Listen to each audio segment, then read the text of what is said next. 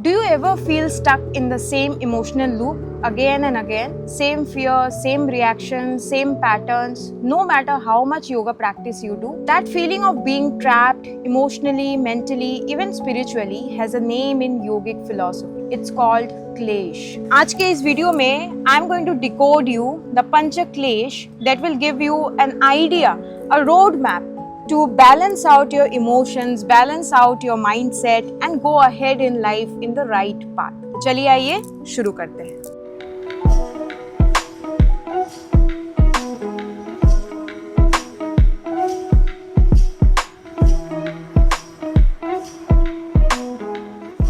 So what are क्लेश? क्लेश जो है ये रूट कॉज है हमारे सफरिंग का। महर्षि पतंजलि बोलते हैं कि क्लेश जो है ये एफ्लिक्शन है, ये वो इनर ऑब्स्टिकल्स है हमारे लाइफ में जो हमारे ग्रोथ को मेंटली, फिजिकली, स्पिरिचुअली उसको रोक देता है। तो चलिए जानते हैं ये पंच क्लेश क्या क्या है, उसको कैसे हम ठीक कर सकते हैं ताकि हम जो है अपने इनर सेल्फ को हील करते रहें, ताकि हमारा लाइफ जो है एक स्मूथ जो है पाथ बन जाए। पहला जो क्लेश है वो है अविद्या, यानी कि मिसअंडरस्टैंडिंग द रियलिटी। अविद्या एक्चुअली मेन रूट कॉज है हमारे सफरिंग का। अविद्या सिर्फ और सिर्फ इग्नोरेंस नहीं है, अविद्या जो है एक फॉगी परसेप्शन भी बन जाता है कि हम सामने देख रहे हैं ये सही है, फिर भी हमें उसे विश्वास नहीं करना है। वो क्यों होता है? वो लैक ऑफ नॉलेज की वजह से होता है। एक एग्जाम्पल अगर मैं दूं कि मेरे पास एक चश्मा है और मैंने वो ब्राउन चश्मा पहन के मैं बोल रही हूँ कि अरे ये पूरा वर्ल्ड जो है ब्राउनिश है, वर्ल्ड में प्रॉब्लम है, मेरे में प्रॉब्लम नहीं है। बट असलियत में क्या है? क्योंकि मैंने एक सन ग्लास पहन रखा है इसलिए मेरे को वो ये जो नेचर है, वर्ल्ड है, वो धुंधला, वो ब्राउनिश दिख रहा है। जैसे ही मैं वो चश्मा हटा दूँ तो वर्ल्ड तो सही है, नेचर तो सही है, प्रॉब्लम मेरे में ही था। यही है अविद्या। जब हम दूसरों को ब्लेम करने लगते हैं, हमें लगता है कि हर कोई हमारे साथ ही गलत कर रहा है, हम जो कर रहे हैं वो सही कर रहे हैं, ये अविद्या है। इस चीज को जो है हमें दूर करने की जरूरत है। देखिए योगा प्रैक्टिस जो है हमारे पंच क्लेश को खत्म नहीं करता, बट योगा प्रैक्टिस के हेल्प से हम अवेयर होते हैं। जब यहाँ पे हमारे लाइफ में हम अवेयरनेस लाएंगे ना, तभी जाके ये अविद्या से हम मुक्त हो पाएंगे। जब हमें लगेगा कि यार मैंने भी गलत किया है उस इंसान के साथ, मेरे से भी गलती हुई है इन सिचुएशंस में, तब जाके जो है हम अपने आप को चेंज करने की कोशिश करेंगे। एंड जो ये परसेप्शन बना लेते हैं हम कि हम बेस्ट है, बाकी पूरी दुनिया गलत है, उससे बचते हैं। जैसे ही उससे बचने लगते हैं तो जो हमारा अविद्या है वो बर्स्ट आउट होता है एंड हम नॉलेज की तरफ आगे बढ़ते रहते हैं। सेकंड है अस्मिता। अस्मिता यानी कि मैं, हम, आई, मी एंड माइन, ये इस चीज को हम अस्मिता बोलते हैं। अस्मिता वो अटैचमेंट है हमारा अपने साथ, अपने चीज़ों के साथ जो हम हमेशा रखते हैं। हम क्या सोचते हैं कि हमें कॉन्स्टेंटली किसी को प्रूव करना है, हमें कॉन्स्टेंटली अपने आप को डिफेंड करना है हर सिचुएशन में। ये जो चीज़ें होता रहता है ना, इसी को अस्मिता बोलते हैं। ये सब चीज़ों से हम ओवरली पॉजिटिव हो जाते हैं अपने लाइफ में। बहुत सारे रिलेशनशिप्स को हम खो बैठते हैं बिकॉज हम सिर्फ और सिर्फ अपने बारे में सोच रहे हैं, बहुत सेल्फिश हो रहे हैं। यहाँ पे किसी और के बारे में सोच भी नहीं रहे, किसी और के फीलिंग्स, इमोशंस के बारे में कंसिडरेट ही नहीं हो रहे। तो ये चीज़ यहाँ पे गलत है।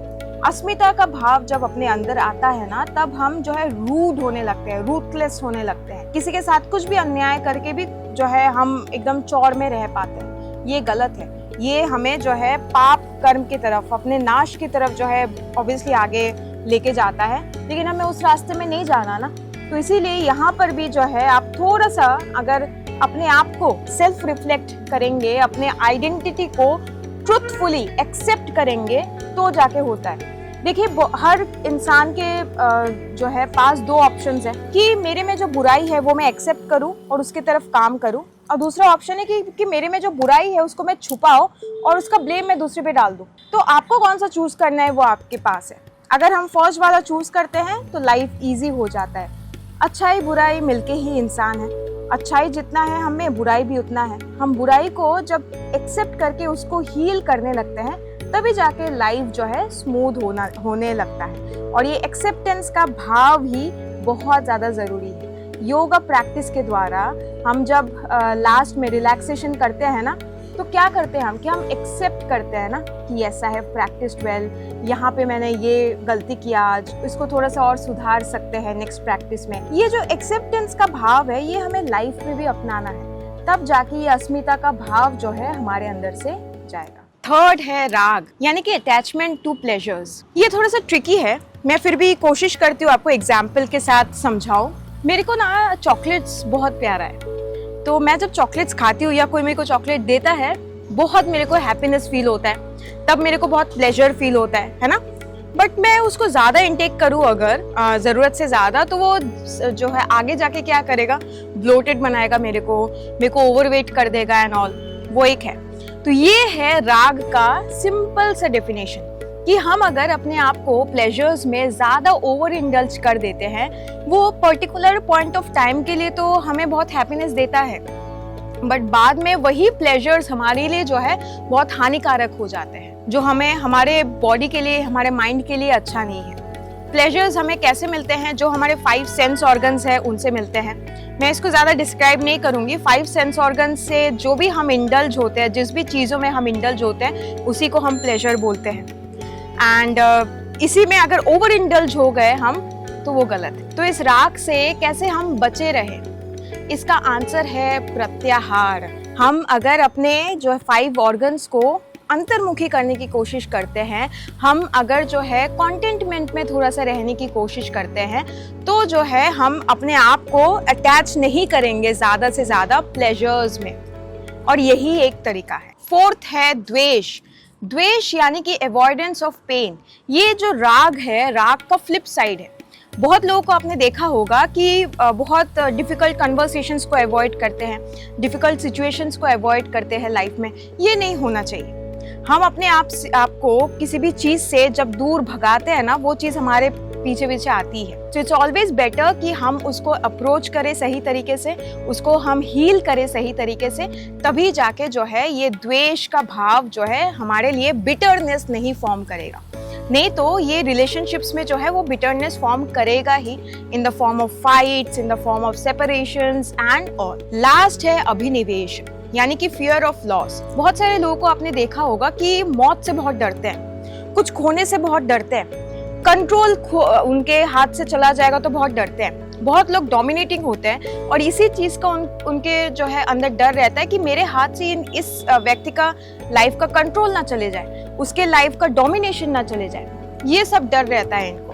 तो ये नहीं होना चाहिए। ये जो है हम कैसे इस चीज़ से मुक्ति पा सकते हैं, इस चीज़ से हम मुक्ति पा सकते हैं ईश्वर प्रणिधान के थ्रू। हम जब सरेंडर कर देते हैं अपने आप को to the supreme soul, to the supreme power, तभी जाके ये पॉसिबल होता है। और इस यहाँ तक ईश्वर प्रणिधान तक जाने के लिए जो हमारा मार्ग है, भक्ति मार्ग आप पकड़िए, ज्ञान मार्ग आप पकड़िए, कोई भी और मार्ग आप पकड़िए, उससे जो है ईश्वर प्रणिधान यानी कि सरेंडर करना अपने आप को, वो ईजी हो जाता है। तो वाई वी आर स्टक, इतना कुछ जानने के बाद भी एक्चुअली ये जो 5 फोर्सेस है ना, 5 जो क्लेश है, ये हमारे माइंड में पीछे कॉन्स्टेंटली चलता रहता है। कोई लोग इसको एक्नॉलेज कर पाते हैं, कोई लोग नहीं कर पाते। जो लोग कर पाते हैं वो अपना लाइफ सुधार लेते हैं, जो लोग नहीं कर पाते वो नहीं सुधार पाते। एंड योगा जो है यही चीज को सिखाता है कि हमें एक्नॉलेज करना है by being aware of everything that's going inside our body and mind. तो ये था जो है पंचक्लेश के बारे में पूरा वीडियो। यहाँ मैंने बहुत जिस्ट में आपको समझाया। अगर आपको ऐसे ही डीप में जाना पसंद है फिलॉसफी में, तो आप हमारे ऑनलाइन योगा TTCs ज्वाइन कर सकते हैं। हम एफिलिएटेड है इंडियन योगा एसोसिएशन से। आप चाहे तो हमारा वीकेंड वर्कशॉप्स भी ज्वाइन कर सकते हैं, जो हम yoga philosophy and career in yoga guidance पे जो है लेते हैं। If you want to register for any of this, you can just call our team on this very number and register yourself. I hope this video helped. Thank you.